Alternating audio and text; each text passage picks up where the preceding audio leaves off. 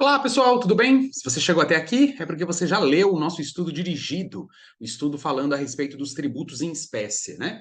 É claro que dentro da prova da OAB, o examinador pode perguntar qualquer espécie tributária, por isso que a gente estuda, reforça o estudo das principais, né? Das mais importantes para a sua prova. Então vamos comigo aqui para o nosso estudo dirigido, vamos revisar aqui alguns pontos que você provavelmente já leu, fazendo aqui alguns esclarecimentos e corrigindo as questões do estudo dirigido. Então vamos lá. A pergunta clássica, né? Quantas espécies tributárias nós temos? Hoje, o Supremo Tribunal Federal já reconheceu as 5 espécies tributárias, né? Então, nós temos hoje os impostos, as taxas, a contribuição de melhoria, o empréstimo compulsório e as contribuições especiais, tá? O mais importante você saber, se você tiver com o seu código aí aberto, é que lá no artigo 4º do CTN, precisamente no inciso 1, artigo 4º, inciso 1, ele diz que a espécie tributária, ela não é definida pelo seu nome, né? O tributo, ele não é definido pelo seu nome. O caput diz que o que define a espécie tributária é o seu fato gerador. Então, quando nós analisamos uma espécie tributária, quando nós vamos classificá-la entre essas espécies aqui, imposto, taxa, contribuição de melhoria, empréstimo compulsório e contribuições especiais, nós analisamos como elemento principal o seu fato gerador e não o nome, a denominação que ele recebe, ok? E uma das espécies realmente mais importantes para a nossa prova, até pela forte incidência, são as taxas, né? Importante destacar que as taxas, diferente dos impostos, que estão lá definidos no seu artigo 16, os impostos, eles são pagos sem nenhuma contraprestação vinculada. Nós temos 2 artigos importantes dentro um na Constituição e um no CTN. Primeiro, o artigo 16 do CTN, que diz que o tributo, o imposto, aqui estamos falando especificamente do imposto, você paga ele sem nenhuma contraprestação a ser exigida. Então você não paga, por exemplo, IPVA para asfalto de rua, você não paga IPTU para iluminação pública, você não paga ICMS para melhorar a qualidade, né, da saúde no seu estado. As regras ligadas a impostos com relação ao uso do dinheiro público é livre para a administração, porque imposto não está vinculado a nenhuma contraprestação estatal, que já difere das taxas, porque as taxas, elas têm natureza retributiva, né? O que é essa ideia de tributo retributivo? É aquele tributo em que você paga e você sabe que você vai ter um serviço em troca. E esse serviço em troca que você vai ter é um serviço específico, de titularidade da administração pública. Né? A gente sabe que hoje muitos serviços públicos estão em mãos de particulares, por meio das desestatizações, privatizações, concessões. Isso não importa, tá? O que importa é que a titularidade seja um serviço a cargo, a obrigatoriedade do poder público, ok? Bom, então observe como o imposto é diferente, né? Porque imposto você paga sem ter troca, enquanto que as taxas nós pagamos com uma ideia de retribuição, nós vamos ter algo em troca. Um outro artigo importante que eu pedi para você destacar é o artigo 167, inciso 4. Lá no artigo 167, inciso 4 da Constituição, o artigo 167 caput diz que são vedados, aí lá no inciso 4, vincular receitas de impostos, vincular a arrecadação de impostos a algum fundo ou despesa específica, a não ser aquelas previstas na Constituição, como educação e saúde, né? O ensino e a saúde. Então, por isso, pessoal, quando nós analisamos os impostos, nós não podemos já vinculá-lo de forma direta, que o valor de PVA vai ser usado para uma destinação, o valor de ICMS vai ser usado para outra, o valor de imposto de renda, porque eu não posso fazer esse vínculo por proibição constitucional, a não ser nas específicas exceções previstas na própria Constituição. Agora, as taxas, como ela vai ser um tributo retributivo, em que eu vou entregar para o particular, né? Eu, Estado, vou entregar ao contribuinte, em troca, um serviço, o dinheiro arrecadado, né, de uma certa forma, vai para esse serviço, vai para essa despesa. Por isso que a quantificação da taxa, o quanto nós pagamos de taxa, não tem a ver com riqueza. O valor que nós vamos pagar de taxa tem a ver com o custo do serviço. Se você já leu aqui o nosso estudo dirigido, tem que se atentar a isso, tá? Por que é proibido base de cálculo de imposto ser igual de uma taxa, né? Ou vice-versa, a base de cálculo da taxa ser igual de um imposto? Porque quando a gente analisa a base de cálculo de imposto, ali estamos analisando a riqueza, enquanto que quando nós analisamos a base de cálculo de uma taxa, ela tem que revelar o custo do serviço, porque é para isso que eu pago taxa, né? Aí reparem que lá no artigo 145, inciso 2 da Constituição, e o mesmo texto praticamente é repetido no artigo 77, a taxa é cobrada em razão do exercício do poder de polícia, observem aqui, ou, vou destacar, pela utilização efetiva ou potencial de serviços públicos específicos e divisíveis. Então, perceba que aqui nós estamos falando de duas taxas diferentes. Uma taxa vinculada ao poder de polícia e outra taxa para financiar um serviço público específico e divisível. Então, você precisa saber identificar quando se trata de uma taxa de polícia e quando que se trata de uma taxa de serviço. E a dica é muito simples. Na prova, quando falamos de taxa de polícia, taxa de polícia, nós estamos falando aquilo que o Estado gasta com a fiscalização de bens e direitos, tá? Então, quando você está aqui estudando que é possível que o Estado cobre uma taxa para que você seja fiscalizado, nós estamos falando de taxa de polícia, é o chamado poder de polícia administrativo, tá?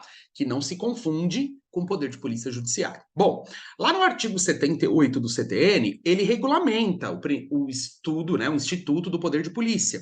Ele fala que o poder de polícia é uma atividade da administração que regula a prática de ato, ou seja, obrigações de fazer, ou abstenção de fato, ou seja, obrigações de não fazer, em razão de interesse público. Mas qual que é a função principal do poder de polícia? Limitar ou disciplinar direitos, né? Então eu estou aqui, eu, Estado, impondo como você tem que se comportar, como que você vai exercer os seus direitos. E para que isso aconteça, de fato, eu preciso, claro, te fiscalizar, né? Porque a regra, às vezes, todo mundo conhece, mas praticá-la, cumpri-la, é que é o mais difícil. Por isso, né, que o poder de polícia, como conceito, ele é amplo e, basicamente, ele tem como objetivo garantir à população a tranquilidade pública, né? O que é garantir o interesse público?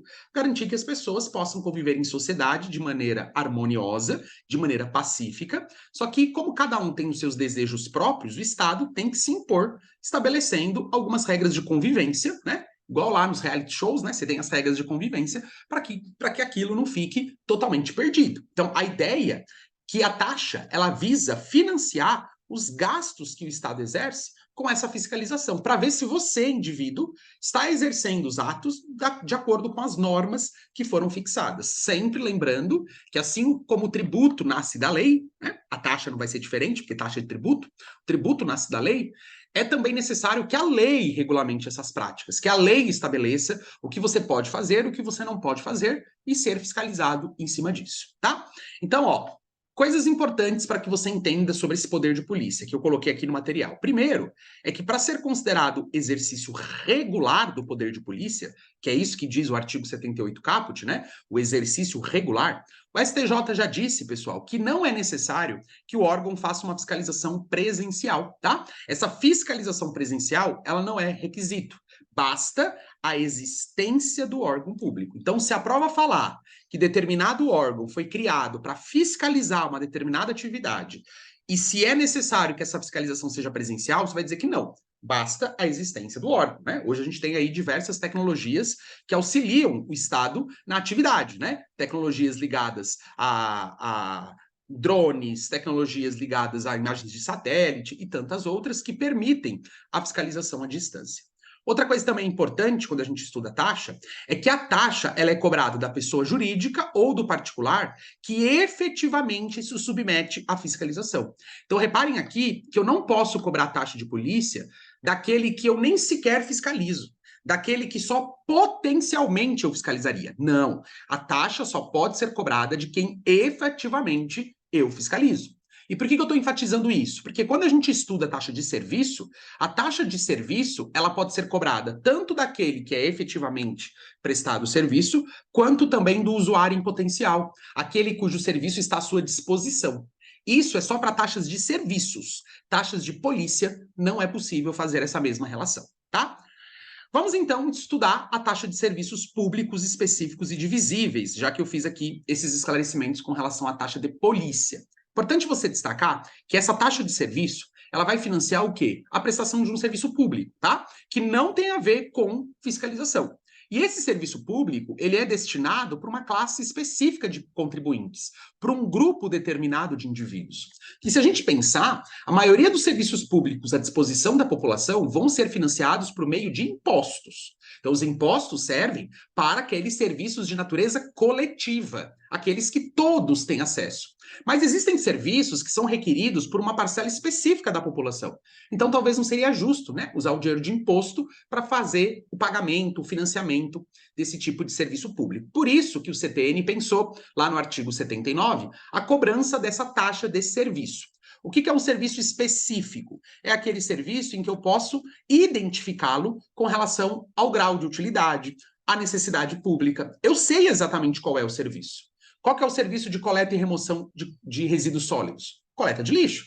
Qual que é o serviço de impressão de documento? Impressão de documentos públicos. Qual é o serviço de passaporte? Ué, emitir o passaporte. Então você consegue identificar de maneira autônoma cada serviço específico prestado pela administração. Por isso que o artigo 79, inciso 2, traz essa ideia de serviços em unidades específicas, unidades autônomas, né?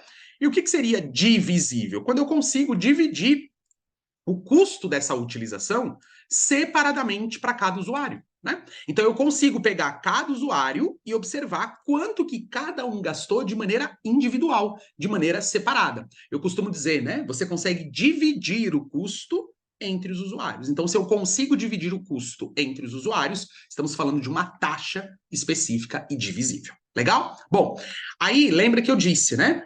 A prestação do serviço público para grupos específicos, então, por exemplo, quem é que vai tirar a carteira nacional de habilitação? Não é para todo mundo, é só para quem for lá e pedir. Então, por isso, não vai ser custeado por imposto, vai ser custeado por taxa. Quem vai criar essa taxa? O Estado responsável pela emissão do documento, o Departamento de Trânsito do Estado onde você tem domicílio, né? O que é o conceito de divisível? É aquele conceito em que eu sei o que os usuários estão pedindo. Então, nós temos lá, no caso ainda da Carteira Nacional de Habilitação, a emissão do documento, né? E aí, quem vai criar é sempre o ente público responsável por fazer aquele serviço. Por isso que a competência é comum, né? Porque, por exemplo, taxa de lixo, a coleta de lixo é feita pelo município. Então, quem cria é o município. Passaporte, quem emite é a União. Então, quem cria é a União, a taxa de passaporte. A taxa de emissão de CNH, né? Carteira Nacional de Habilitação, quem cria é o Estado, porque é ele quem presta esse serviço. Por isso que a ideia da competência ser comum, tá? E aí, pessoal, nós temos algumas súmulas importantes que, quando cai o tema, agora que você já sabe diferenciar taxa de polícia e taxa de serviço, é importante a gente olhar algumas súmulas mais importantes, tá? Mais principais. Então, a gente tem essa famosa súmula vinculante, que é a famigerada taxa de coleta e remoção de lixo, né? Importante aqui destacar que nós estamos falando de lixos provenientes de imóveis. O que é isso que eu quero dizer? Não é lixo que você joga na rua, tá? O lixo que você joga na rua não pode ser cobrado por meio de uma taxa, até porque o lixo da rua, quem é beneficiado? Toda a população. Tem natureza coletiva e não natureza singularizada. Por isso que a taxa de lixo é a taxa de coleta que os municípios cobram das coletas dos imóveis. Pode ser imóvel residencial ou imóvel empresarial, tá? O Supremo já disse que isso é constitucional. Então, lixo hospitalar, lixo industrial, lixo domiciliar, qualquer um desses lixos, eu posso sim cobrar uma taxa, e aí, normalmente, cada um vai pagar um custo fixo, né? Existem algumas taxas empresariais, principalmente, que vão ser medidas de acordo com a quantidade de lixo produzido. Porque qual é a ideia? Quanto mais lixo eu produzo, maior é o custo do Estado. Então é possível que nem todo mundo pague a mesma coisa, tá? Municípios é mais difícil fazer esse controle, municípios não, residenciais, né? Por isso que eles cobram uma taxa única. Alguns levam em consideração o tamanho do imóvel, com a presunção de que quanto maior o imóvel, mais pessoas moram, mais lixos serão consumidos, né? Eu sei que não é uma presunção absoluta, mas é uma métrica de parâmetro, tá bom? Mas, em regra, o valor pode ser fixo ou, de acordo com a empresa, de acordo com o ramo, eu posso cobrar valores diferenciados. Com qual a ideia? Não é a riqueza, é quem gasta mais, né? Quem produz mais lixo paga mais. Outra súmula que eu acredito muito para a prova é a 667 do STF, porque recentemente o STF revisitou essa jurisprudência antiga que trata sobre a taxa judiciária, né? Que são as famosas custas do processo. Quando você entra com uma ação na justiça, você paga custas do processo.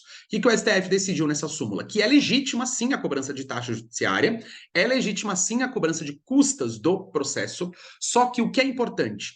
Tem que ter um limite, um teto, tá? Então, eu não posso cobrar somente sobre o valor da causa um percentual sem nenhuma referência a limite. Né? Às vezes os municípios falam 1%, os municípios não, Poder Judiciário Estadual ou Federal, 1% sobre o valor da causa. Tá, mas sem limite? Se a causa for de 1 bilhão, eu vou ter que pagar 1%? Não justifica, né? Até porque a taxa visa custear o custo do serviço público. Por isso que eu coloquei aqui, ó, a taxa ela será cobrada sendo 1% do valor da causa, limitado a 10 mil. Percebam que tem um limite. E o limite ele tem que ser proporcional ao custo que o Estado tem na prestação da atividade jurisdicional. Então, nesse caso, é possível. Então, veja, se o processo custa 50 mil, eu vou pagar 1%, ou seja, né, R$ 500. 1% de 50 mil. Agora, se a causa é de 50 milhões de reais, eu não vou pagar 1% de 50 milhões, eu vou pagar 10 mil, porque senão eu estou estourando o teto limite, tá bom? Então, só cuidado com essa ideia. Hoje, como cada poder judiciário é estadual, cada estado, por lei, aprova o valor da sua taxa judiciária e, no caso da União, Justiça Federal, ok? Nós não temos justiças nos municípios. A súmula vinculante 41 fala sobre a chamada taxa de iluminação pública, que foi declarada pelo Supremo inconstitucional. Então, grave isso. Por que eu não posso cobrar uma taxa de iluminação? Porque a iluminação pública, pessoal, ela é um serviço coletivo. Eu não consigo saber quem são os usuários de forma individual. Imagine uma praça pública. Eu não posso afirmar que os moradores da praça são os únicos beneficiados. Porque eu tenho pessoas que passam ali, turistas, né? Moradores de rua. Então, eu não posso afirmar que eles são os únicos. Por isso, não dá para a gente trazer essa ideia de específico e divisível. E a taxa não basta ser um serviço público. Tem que ser específico e tem que ser divisível. Então, o Supremo acabou rechaçando a possibilidade dos municípios cobrarem taxa de iluminação pública. Isso já há muito tempo. Por isso que, em 2002, foi criada uma emenda na Constituição, a emenda 39, passando a permitir que os municípios cobrassem uma contribuição de iluminação. Porque a contribuição não tem essa regrinha de tem que ser específico e divisível, tá? Pedro, na prática só mudaram o nome? Em tese, sim, mas juridicamente falando, o nome é tudo com relação à espécie do tributo no que diz respeito às regras jurídicas, né? Porque se for taxa, tem que ser específico e divisível. Se for contribuição, nós vamos estudar, você que já leu o estudo dirigido, qual que é a única regra de constitucionalidade da contribuição? Ela tem que ser destinada para uma despesa específica, para um fundo específico. Então, por isso que quando eu falo em COSIP, que é a contribuição de iluminação pública, prevista lá no artigo 149A da Constituição, o que se preservou foi isso. O dinheiro arrecadado de iluminação pública, né, dessa contribuição, que hoje é cobrada juntamente com a nossa conta de luz, ela vai ser incorporada, né, ao município e ao DF, que vai ter legitimidade de gastar esse dinheiro. Eu não posso usar o dinheiro de COSIP para outra coisa, a não ser iluminação pública, tá bom? Bom, outra coisa também importante, pessoal, que como eu comentei agora há pouco, só para a gente finalizar aqui e começar a fazer as questões, que quando eu falei de taxa de polícia, o usuário tem que ser efetivo. Agora, quando eu falo de usuário de serviço público, o CTN fala que ele pode ser um contribuinte efetivo, que é aquele que efetivamente usa o serviço, ou ele pode ser um usuário em potencial, né, que é aquele cujo serviço está à sua disposição. Então, na coleta de lixo, você não despejar lixo na lixeira que fica aí no seu prédio ou na sua rua, não significa que você não vai pagar. O caminhão não passa aí todo dia. Então, ele está à sua disposição. Se o serviço está à sua disposição, então, nesse caso, mesmo assim, você vai pagar. Tudo bem? Bom, outra coisa importante, muito importante para a prova, é o artigo 145, parágrafo 2º, que fala que a base de cálculo da taxa não pode ser igual a de imposto, né? E eu já expliquei isso. A base de cálculo de um imposto é estritamente a riqueza, valor do carro, IPVA, valor da casa, IPTU, valor da renda, imposto de renda. Olha o que elas têm em comum: riqueza. Elas demonstram grau de riqueza. Agora, a taxa ela tem que ser cobrada independentemente se eu sou mais rico ou mais pobre. A ideia é que a taxa vise financiar um serviço específico. Por isso, não tem a ver com riqueza, tá? Aí, o que é importante? O que não pode ser é integralmente igual, né? A súmula vinculante 29, ela fala, olha, não é que ela não pode repetir um elemento, ela não pode ser integralmente igual. E eu uso como exemplo a base de cálculo do IPVA. Qual que é a base de cálculo do IPVA? O valor do carro, o valor venal do carro. Ah, mas posso usar como valor da taxa o ano do veículo? Pode, porque não é idêntico. Valor venal também leva em consideração o ano, mas não apenas. Então, eu posso usar isso como base de taxa. O que eu não posso é repetir de forma integral, tá bom, pessoal? Qual que é a base de cálculo do IPTU? Valor da casa, valor venal da casa. O que está entre o valor venal? Que elementos são considerados? Ah, metragem, localização, tipo de construção, idade do imóvel. Ah, então posso pegar um ou mais desses elementos e colocar como base de cálculo da taxa? Pode. O que eu não posso é repetir integralmente, tá? Então, cuidado para você ficar atento a essa regrinha. Tudo bem? Bom, vamos então responder algumas questões, né? Eu pedi para você pegar no seu Vademecum e ler as súmulas, ler os artigos importantes, mas vamos aqui para as questões que já foram cobradas e que você tem que ter feito essas questões antes de assistir esse vídeo. Se você não fez as questões, para agora esse vídeo, faça as questões e depois volte para corrigi-las. Processo de estudo ativo, ele é importantíssimo. Ah, Pedro, mas se eu ouvir, eu vou memorizar. Não é assim que vai funcionar. Acredite em mim, tá bom? Bom, a Corta Pinheiro é uma empresa madeireira, regularmente estabelecida em dia com suas obrigações, recebeu há pouco o boleto para pagar duas taxas. Veja, a TCFA, que é a taxa de fiscalização, instituída pela lei, que confere ao IBAMA poderes para controlar as atividades poluidoras de recursos naturais, pagas trimestralmente. E uma outra taxa de conservação de vias e logradouros, né? Logradouros são ruas públicas. Aí não pode, né, pessoal? Porque não é específica nem divisível. Então, após uma breve pesquisa, né, o departamento atesta que o IBAMA, apesar de manter o órgão, nunca foi lá fiscalizar, né, e que existe um órgão para a conservação das vias. Então, a primeira pergunta é se existe diferença entre a natureza da TCFA e da TCVLP. E a sua resposta tem que ser sim, né? Sim, porque, como eu falei, vamos responder aqui que sim. Seja bem direto nas suas respostas, tá bom? Sim, pois a TCFA é uma taxa de natureza de polícia, com o objetivo de financiar os custos os custos de fiscalização da atividade empresarial, conforme o artigo 79 do CTN, 78, perdão, né, do CTN, confira sempre no código, enquanto que a TCVLP é de natureza de serviço público específico e divisível, com o objetivo de financiar a prestação do serviço, com base no artigo 79 do CTN, tá bom? Então, aqui, a primeira resposta é você explicar a natureza. Como é que isso influencia o caso em tela? Porque se você não souber a natureza jurídica, né, você não vai conseguir identificar se o tributo é devido ou não, tá? Sempre para você responder a letra A, antes lê a letra B. É uma dica que eu te dou.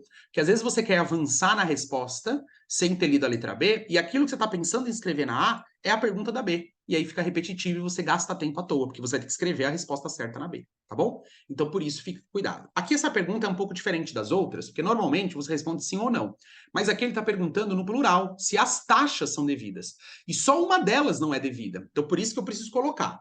A TCFA é devida, pois o órgão de fiscalização existe e não é necessário que a fiscalização seja presencial. O enunciado deixou muito claro que o IBAMA existe, apesar de nunca ter fiscalizado eles. Então, o exercício regular do poder de polícia se demonstra pela existência do órgão.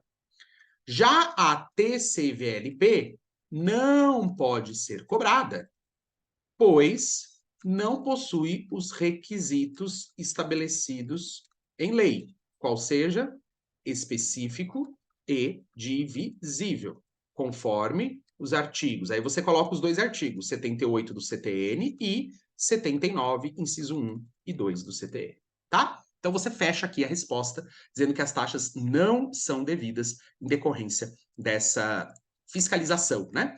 Gente, então aqui respondemos a primeira pergunta. Espero que você tenha conseguido identificar facilmente. Questão 2. A União ajuizou uma execução, em face da pessoa jurídica ABC, prestadora de serviços de telecomunicação para cobrança de uma taxa, em razão da fiscalização. Então, a gente está falando aqui que é uma taxa de polícia. Tendo como base de cálculo o valor correspondente a 0,01% da renda. Não pode, né, pessoal? Porque renda já é a base de cálculo do imposto de renda. Não pode ser igual, idêntico, né? Então, inconformado, o contribuinte certo de que seu pleito será bem sucedido, pretende apresentar embargo sem oferecimento da garantia, que sabe que isso não é possível, né? Mas a letra A, que é o que nos interessa, diz assim: é possível a instituição da base de cálculo no valor correspondente a 0,01% da renda da pessoa jurídica? Não, né? Pois o artigo 145 parágrafo 2º da Constituição da República Federativa do Brasil. Se você coloca CF, tá certo, tá? 145, não, pois o artigo 145 segundo. E a súmula vinculante 29 proíbem, vedam, né? Proíbem que a base de cálculo da taxa seja idêntica à do imposto. No caso em tela, o valor da renda já é a base tributada do imposto sobre a renda, conforme o artigo 44 do CTN, tá? Vou só confirmar aqui se é o artigo 44 do CTN, tá bom? Sempre olhe no código para você não perder o ponto de maneira indevida. Pedro, por que é que eu tenho que falar que é, exatamente, que é igual ao do imposto de renda? Ué, porque é a pergunta, né? Ele está questionando se a base de cálculo pode ser essa. Não, porque já existe para o imposto. Qual imposto? Imposto de renda, tá bom? 3. Em abril de 2016, o Estado X publicou uma lei disciplinando custas, ó, custas judiciais. Lembra que custa judicial é uma taxa, concedendo isenção a todos os servidores do Poder Judiciário. Aí já não pode, né, galera? Importante você saber que o artigo 167 do CTN, vamos conferir aqui para ver se eu falei certo o artigo, para você estudar ele corretamente, né? A memória nem sempre nos ajuda. Não é não o artigo 167, é o artigo 177. Artigo 177. O artigo 177 do CTN fala que, salvo disposição de lei em contrário, a isenção não é extensiva nem às taxas e nem aos tributos, nem às taxas, nem contribuição de melhoria e nem aos tributos instituídos posteriormente à sua concessão. Porque a ideia, pessoal, é que a taxa só seja concedida se houver, né, uma relação de hipossuficiência, né, capacidade contributiva. E ser servidor do Poder Judiciário, eu estou usando como critério a sua profissão, a sua função. Isso fere a isonomia, né?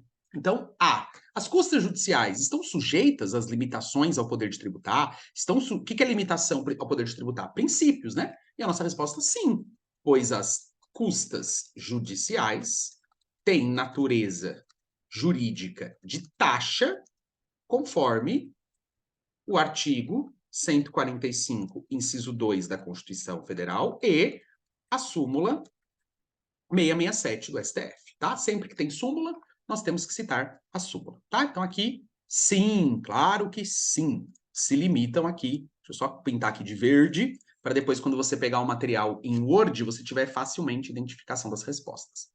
É legítima, pessoal, a isenção de custas judiciais concedidas aos servidores da justiça, né? Aqui a gente vai responder que não, né? Não, pois, em regra, as isenções não alcançam as taxas, conforme o artigo 177, inciso 1 do CTN, e a isenção concedida apenas aos servidores da justiça viola o princípio da isonomia, né? Você que já estudou o princípio da isonomia do artigo 150, inciso 2, ele fala que eu não posso estabelecer como distinção tributária de acordo com a função da pessoa, de acordo com a profissão da pessoa. Isso é errado.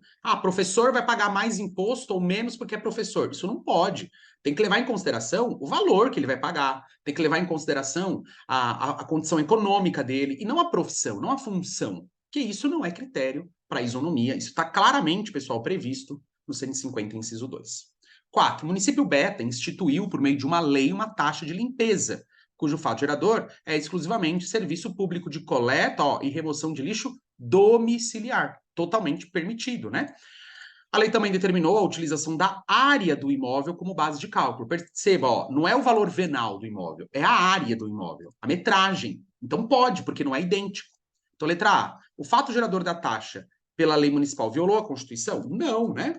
Pois a taxa é de serviço público específico e divisível, totalmente constitucional, conforme o artigo 145, inciso 2 da Constituição da República e a súmula vinculante 19, tá? Quem está citando os artigos do CTN, 77, 79, também tá certo, tá bom?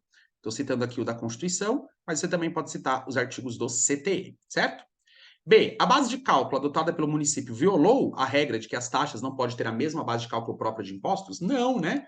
Pois a metragem não é idêntico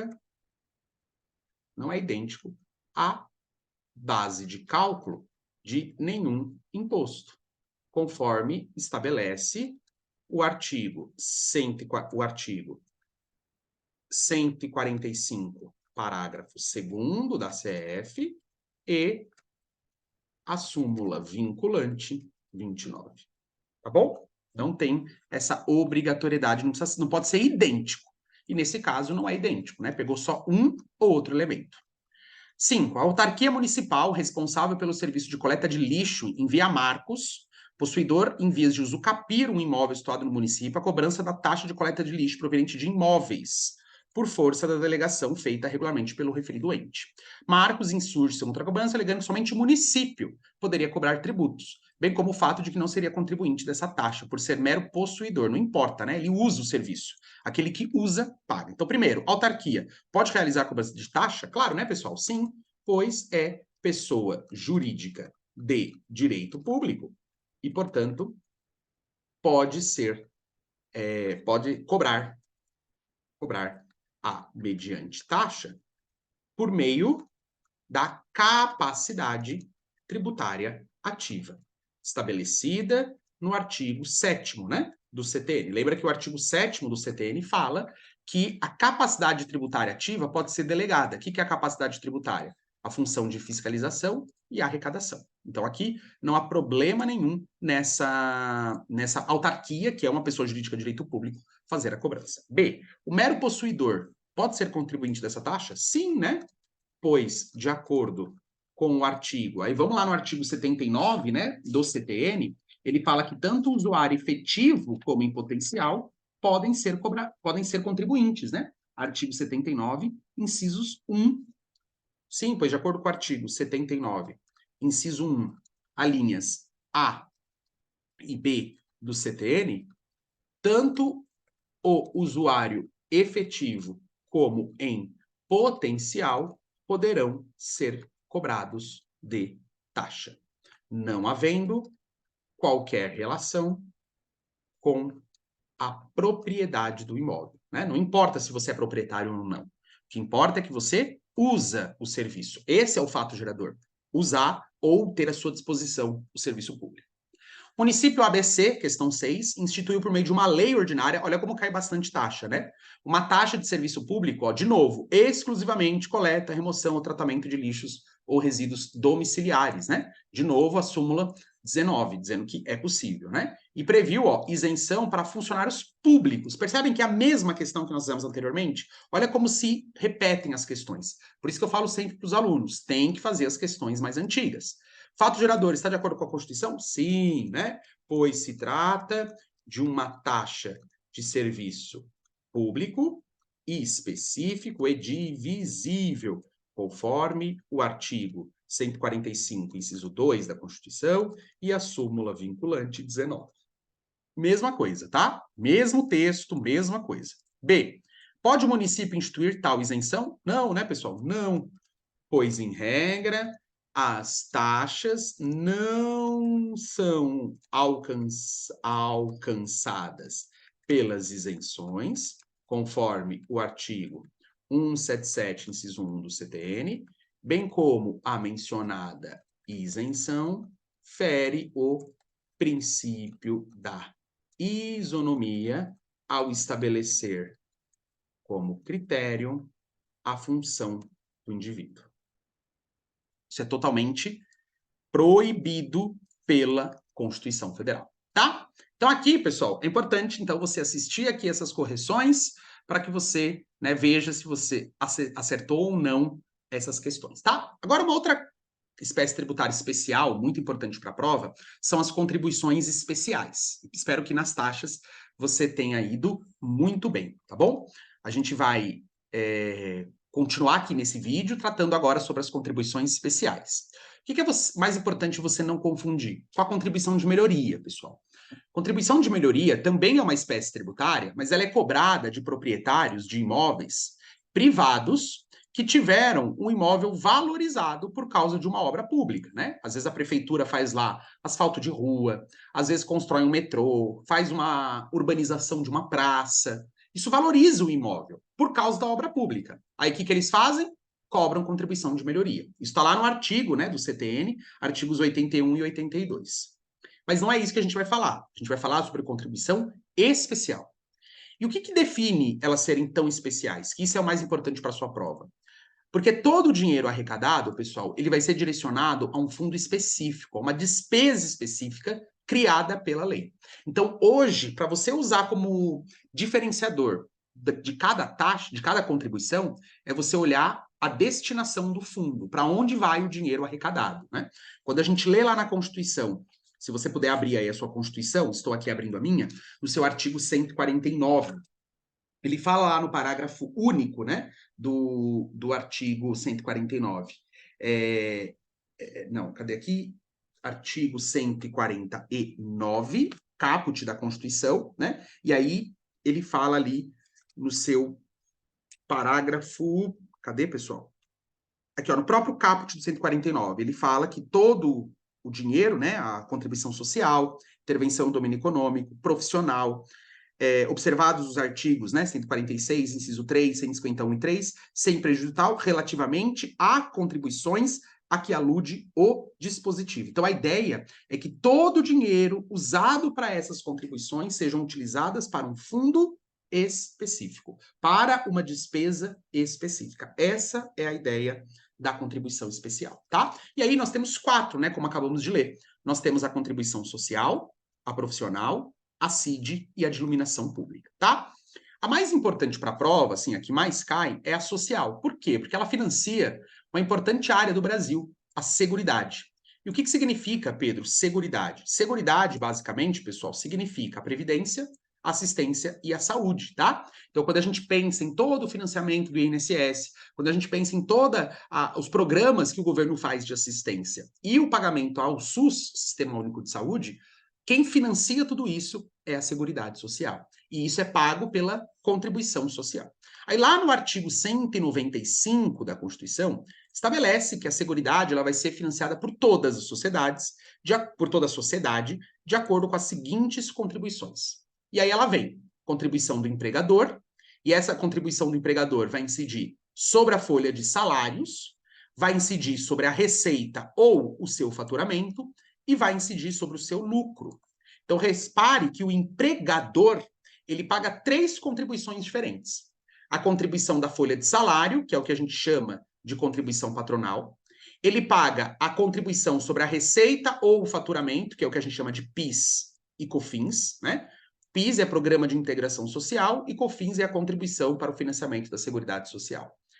E a contribuição sobre o lucro é a mais recente, que é a que a gente chama de CSLL, Contribuição sobre o Lucro Líquido. Então, por isso, pessoal, as empresas pagam 3 contribuições sociais diferentes ligadas a fatos geradores diferentes. O fato gerador é o lucro, contribuição social sobre o lucro. Fato gerador, a receita ou faturamento e a folha de salários, tá bom? Bom, todos esses encargos que são cobrados da pessoa jurídica têm qual objetivo? Financiar a Seguridade. Mas nós falamos que a Seguridade ela vai ser financiada por todos, né? Então, além do empregador, que é a empresa, quem mais vai pagar? O trabalhador.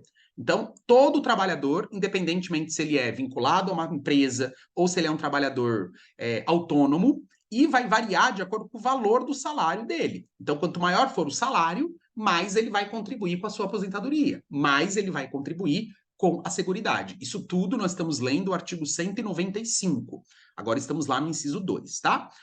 Só um cuidado especial, né? A Emenda Constitucional 2019 trouxe que agora as alíquotas elas são progressivas de acordo com o salário, por isso que não é um valor fixo, vai variar de acordo com o valor do trabalho, tanto do empregado, né? Relação de emprego, como também do profissional liberal.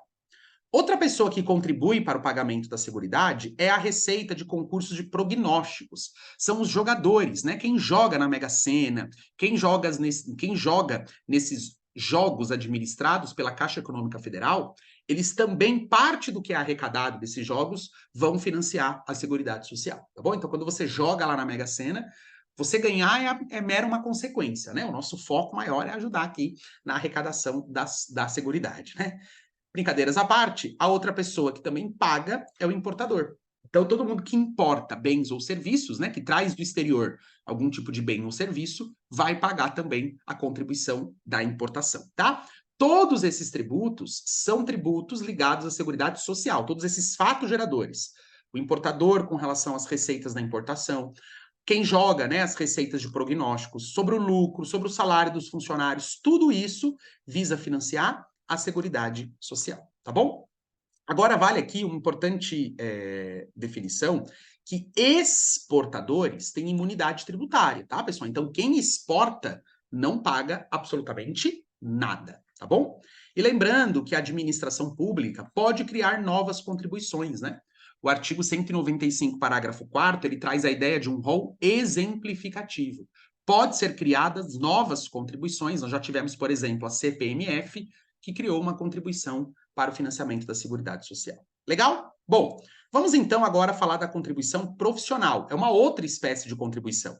Contribuição profissional já não tem a ver com a Seguridade. Ela tem a ver, pessoal, com as entidades profissionais de classe, né? Então, medicina, engenharia, enfermagem, contabilidade, todas elas cobram uma contribuição profissional. E essa contribuição profissional, ela foi criada pela União, né? Pela Lei 12.514 de 2011, e ela tem como fato gerador a inscrição do indivíduo no conselho profissional, tá?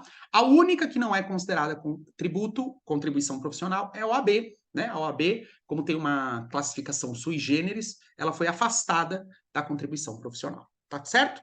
Bom, a contribuição de intervenção no domínio econômico, como o próprio nome já diz, ela arrecada fundos para desenvolvimento de alguns setores e áreas de monopólio da União. Então, hoje a União, ela guarda, constitucionalmente falando, monopólio de algumas áreas. Se você abrir o artigo 177, você vai ver que existem algumas áreas que são de domínio, monopólio da União, como a exploração do petróleo, a exploração de jazidas de gás natural, né? A importação de produtos derivados básicos dessas explorações, né? Transporte marítimo de petróleo, enfim. Então, existem alguns produtos de poder da União. E, por causa disso, ela concede que empresas privadas, principalmente a Petrobras, por exemplo, faça a exploração e, como retorno por isso, paga parte do seu faturamento em contribuição de intervenção no domínio econômico, que a gente costuma chamar de CID. Tá? Então, a CID combustível, quem paga? Os postos de gasolina com relação ao faturamento de combustível.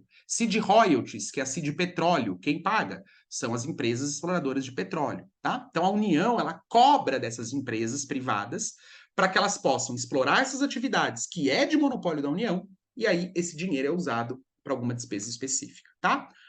Doutores, a mais importante para a nossa prova é a CID combustível, porque é a única que tem previsão na Constituição de maneira expressa. Ela está no artigo 177, parágrafo 4º, né? E aí ela diz que a alíquota poderá ser diferenciada por produto ou uso, né? E ela pode ser reduzida e restabelecida por ato do chefe do executivo. Nesse caso, não precisando esperar a anterioridade do próximo exercício, tá? A única que é cobrada, que é criada na Constituição, na verdade, criada não, prevista, né? Porque todos os tributos precisam de lei, é a CID combustível, tá bom? E nós já falamos da iluminação pública, né? Vou aqui reforçar, que é a COSIP, e ela foi criada em decorrência daquela decisão do Supremo, lá da súmula vinculante 41, que proibiu, né, a criação de taxa de iluminação por não ter aqueles elementos de específico e de visível, então veio e criou a iluminação pública, tá bom? Bom, pontos importantes para sua prova agora, tá? Feito um panorama sobre as contribuições, vamos aqui a alguns pontos importantes para sua prova. Primeiro, é o artigo 149, parágrafo 1º, tá? Que fala sobre as contribuições da Previdência Social, aqui a gente está falando da Previdência especificamente, dos servidores públicos, porque é possível que os servidores públicos, aqueles de regime estatutário, tenham um regime próprio de previdência. Aí, nesse caso, eles não vão pagar para a União, eles vão pagar para o próprio Estado, para o próprio município, para quem eles trabalhem. Então, narrando a prova que existe certo município em regime próprio de previdência, então eles não vão se aposentar pelo INSS. Então, nesse caso, você vai dizer que isso é possível, e aí quem vai criar e cobrar é o próprio município, é o próprio Estado para quem ele trabalha. Legal? Outro artigo importante para a nossa prova é o artigo 149, parágrafo 2º, que fala especificamente das contribuições sociais e da CID, tá? Então, aqui está de fora a profissional e está de fora a COSIP. Ele só está falando das contribuições sociais da CID, tá bom? O que ele está dizendo? Primeiro, inciso 1 do 149, parágrafo 2º, imunidade sobre as receitas de exportação. Lembra que quando eu falei da contribuição social, ela incide na importação, quando eu trago um produto de fora para o Brasil. Agora, quando eu pego um produto daqui e levo para fora, eu não pago contribuição social e nem tampouco CID, porque existe uma imunidade, tá? Outra coisa importante, elas poderão ter alíquotas ad valorem, que é aquela alíquota representada por um percentual, 5%, 2%, 1%. E qual que vai ser a base de cálculo? Vai ser o faturamento, ou a receita bruta, ou o valor da operação, ou o valor aduaneiro. Aqui, pessoal, eles estão dando exemplos, tá? O inciso 3, a linha A, ele está dizendo que se a alíquota for ad valorem, se for por um percentual, quais são as possibilidades de base de cálculo? Ah, pode ser o faturamento que a empresa tiver, pode ser a receita bruta, pode ser o valor da operação. Pedro, e se eu quiser criar uma base de cálculo que não está aqui? Pode também, porque a ideia é que elas poderão. É um rol exemplificativo, tá bom? E existem algumas contribuições sociais que a alíquota não é ad valorem, ela não é representada por um percentual, ela é representada por uma unidade específica, tá? E aí, por um valor específico, 1 centavo, 15 centavos, e aí a base vai ser a unidade da medida adotada. Então, eu dei um exemplo aqui na apostila, tonelada. Tonelada é um exemplo de unidade de medida, né? Quilo, litro. Aí eu coloco que para cada tonelada, por exemplo, você vai pagar 2 centavos.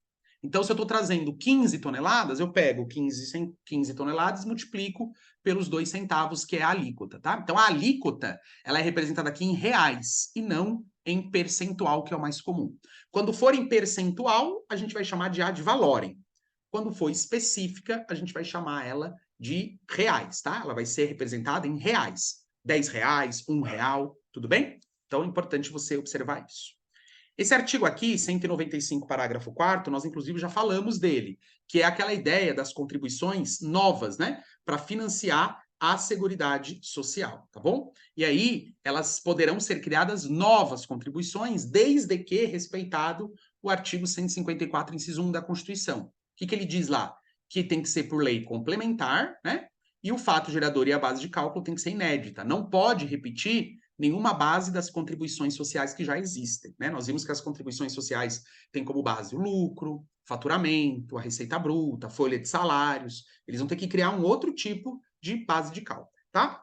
E o artigo 195, parágrafo 6º, ele fala que se elas forem alteradas, essas contribuições sociais, elas só vão poder ser exigidas depois de 90 dias. Então, perceba que elas não precisam respeitar a anterioridade do próximo exercício. Elas só respeitam a anterioridade no 90º. Legal? Vamos então fazer aqui uns exercícios. Ó. A União, com o objetivo de financiar projetos de eletrificação rural, instituiu uma CID, ó, Contribuição de Intervenção no Domínio Econômico. Qual que é o fato gerador? Propriedade do imóvel rural. Lembra que quando a gente viu lá a base de cálculo, lá no 149, vamos voltar aqui, ó, a gente falou que elas poderiam ser a base de cálculo, faturamento, receita bruta, valor da operação. Só que aqui eles escolheram como base de cálculo a propriedade do imóvel. E a alíquota, ó, é 0,1%. Se a alíquota é 0,1%, significa que ela é ad valorem, né? 0,1% ad valorem. Nesse caso, pessoal, tem algum problema? É a pergunta da prova. Não, né? Lembra que nós vimos que nós vamos colocar que não. Diante da hipótese, analisa a competência, né? Então vamos colocar aqui, ó. A competência tributária é da União, conforme o artigo 149 da Constituição, 149 da Constituição, e com relação à base de cálculo e à alíquota, não há nenhum problema, visto que o artigo 149, parágrafo 1º, inciso 3, letra A, que é a ad valorem, né, prevê um rol exemplificativo. tá? Então, não necessariamente vai ser faturamento, vai ser valor aduaneiro, né? Não necessariamente. Eles podem criar qualquer base de cálculo sem problema nenhum, tá? Então, aqui não há problema algum na criação dessa contribuição. Olha a questão 2. O Estado Alfa instituiu 2 contribuições mensais compulsórias. Ó, quem está criando aqui é o Estado Alfa, né? Uma delas vai ser paga para financiar o regime previdenciário próprio. Aí lembra que pode, né? A própria Constituição fala isso. E a segunda é para assistência à saúde. Aí não pode, né, pessoal? Aí já não pode mais. Então, deixa eu só mudar aqui a cor para vocês identificarem na hora do estudo de vocês em casa, tá? Então, nesse caso aqui, a letra A pergunta assim: é válida a contribuição compulsória instituída pelo Estado Alfa para o custeio do regime previdenciário? Previdenciário, sim, né?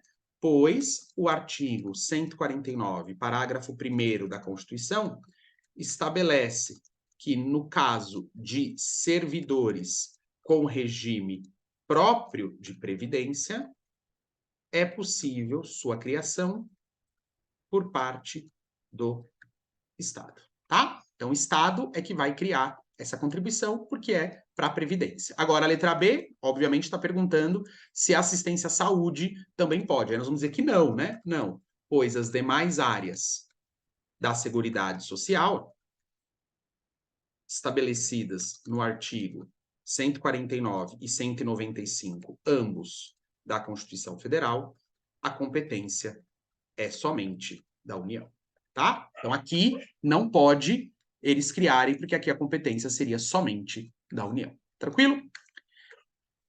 Vamos para a próxima aqui. Em dezembro de 2014, o município publicou uma lei que instituiu a contribuição para o custeio de iluminação pública. Ó. Lembra que pode, né? Iluminação pública. E aí entrou em vigor na data da sua publicação, fixou base de cálculo e os contribuintes, né? João impugna a cobrança dizendo que compete exclusivamente à União, mentira, e que cabe à lei complementar estabelecer base de cálculo. Então, letra A, está correto o argumento de João quanto à competência para a instituição da contribuição de iluminação pública? Não, né, pessoal? Não. Vamos descer aqui a pergunta para a gente conseguir responder tudo junto, né? Porque a gente vai dizer que não, não, pois a União pode sim criar. A União não, pois o município é quem tem competência para a criação da contribuição de iluminação pública, conforme o artigo 149-A da Constituição. Legal? Está correto o argumento de João quanto à necessidade de lei complementar para estabelecer a base de cálculo contribuintes? Não, né? Pois a COSIP deverá ser criada por lei ordinária, atendendo, assim, o princípio da legalidade, conforme o artigo 149 da Constituição. Não fala que tem que ser por lei complementar, né, pessoal? Lembra que quando é lei complementar, a Constituição fala de forma expressa, né? 4. Lei Federal instituiu uma CID, ó, CID, incidente sobre a comercialização de trigo e seus derivados, chamada de CID farinha, né? A contribuição foi fixada, ó, em R$1, então veja que a alíquota é específica sobre cada tonelada vendida, né? Então aqui a alíquota não é ad valorem, ela é específica. E tendo como fato gerador a venda do trigo e derivados no comércio interno, ó, e na exportação. Aqui está o problema, né? Não pode para exportação. E o produto é destinado a financiar projetos ambientais e tudo mais. Sociedade empresária que exporta 50% dos seus produtos, contrata você. Primeiro, é válida a incidência da referida CID na exportação? Não, né, pessoal? Não, pois temos a imunidade tributária específica para CID no que tange às exportações, não autorizando a sua cobrança, conforme o artigo 149, parágrafo 2º, inciso 1 da Constituição, tá? Lembre-se que na exportação, o único tributo que nós pagamos é o imposto de exportação. O resto tudo é imune. IPI, CID, ISS, tudo é imune. É possível a instituição da CID com alíquota específica, tendo por base a unidade de medida estabelecida na lei? Sim, né? Pois no caso de alíquota específica, a base de cálculo será a unidade de medida adotada na lei.